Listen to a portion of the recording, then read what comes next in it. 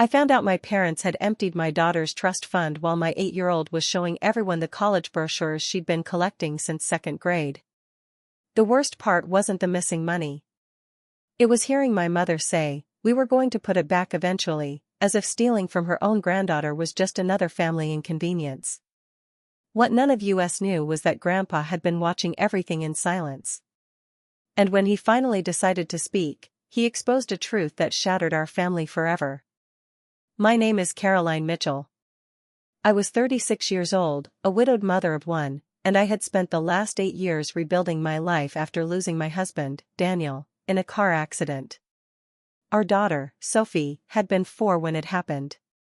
Losing Daniel nearly destroyed me. But losing him meant Sophie had already lost one parent. I refused to let her lose her future too. Daniel had taken out a life insurance policy shortly after Sophie was born.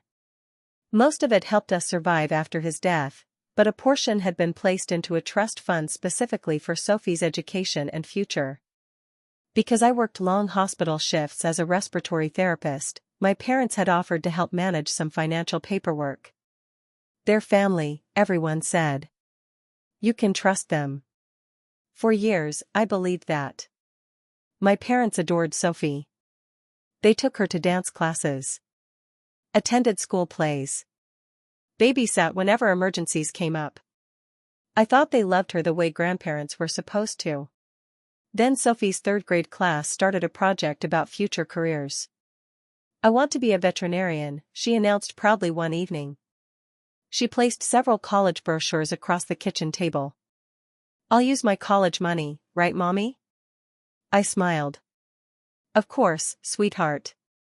The next day, I decided to review the trust fund documents. It had been a while. At first, I assumed there had been a mistake. I logged in again. Then again.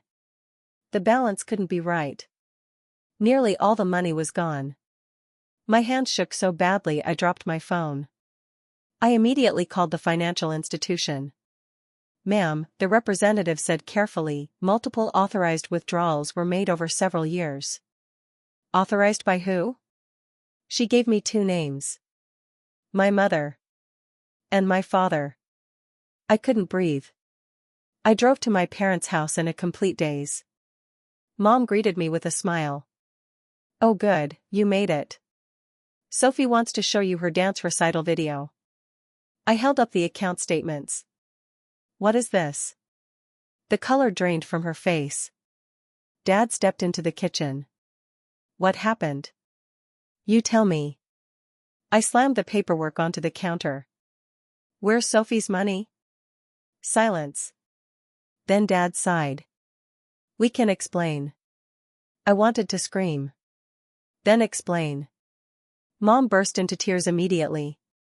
"We were going to replace it." Dad rubbed his temples. "Your brother needed help." I froze. "What?" My younger brother, Ryan, had spent years bouncing between jobs. There was always another failed business idea. Another excuse. Another emergency.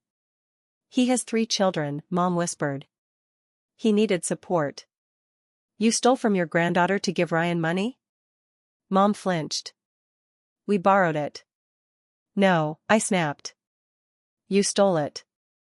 The betrayal hit me harder than I expected. Not because of the money. Because these were the people Sophie trusted completely.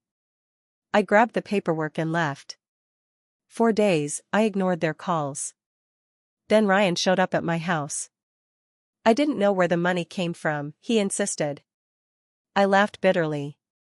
"You accepted tens of thousands of dollars without asking questions?" He looked ashamed. "I thought they were helping me." "At Sophie's expense?" He lowered his head. Then came the first twist. While reviewing additional records, I discovered that Ryan wasn't the only person benefiting from the trust fund. There were payments toward my parents' luxury cruise vacations, home renovations, a country club membership. The money hadn't gone toward survival. It had funded comfort. I confronted them again. Mom cried. Dad got defensive. We sacrificed everything raising you. I stared at him in disbelief. So Sophie's future became reimbursement? The room fell silent. Then Grandpa walked in. He was 82 years old and had been unusually quiet throughout the entire ordeal. "What have you done?" he asked softly. Nobody answered. Grandpa looked at me. "How much?" I told him. His expression changed. It wasn't anger. It was disappointment. The kind that cuts deeper. Then came twist number 2. Grandpa revealed that years earlier, Daniel had approached him privately. He worried something might happen to him, Grandpa admitted. He wanted someone else keeping an eye on Sophie's future. I blinked. "What do you mean?" Grandpa had received duplicate statements connected to the trust account. He had noticed unusual activity months earlier. But before confronting anyone, he decided to investigate. He hired an attorney. Gathered records. Documented everything. He had evidence spanning years. My parents had no idea. Grandpa looked directly at them. "You stole from a little girl whose father died protecting her future." Mom started sobbing. Dad couldn't meet anyone's eyes. But things got even worse. Twist number 3 arrived at Sophie's birthday party. Our entire extended family had gathered. I had considered canceling. Instead, I focused on giving Sophie the happy day she deserved. Halfway through the celebration, Mom approached me. "Please," she whispered. "Don't tell everyone." Before I could respond, Grandpa stood. He tapped his glass. "I have something to say." The room fell silent. Grandpa calmly explained everything. The trust fund. The withdrawals. The deception. The evidence. Gasps echoed through the room. Ryan looked horrified. My aunt covered her mouth. One cousin walked out entirely. Mom burst into tears. "Please stop." Grandpa shook his head. "No."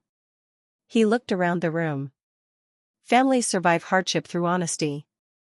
Then he looked directly at my parents. But betrayal disguised as love destroys everything. Nobody defended them. Nobody minimized it. For the first time in my life, the truth wasn't buried beneath family loyalty. It stood in full view. Mom collapsed into a chair.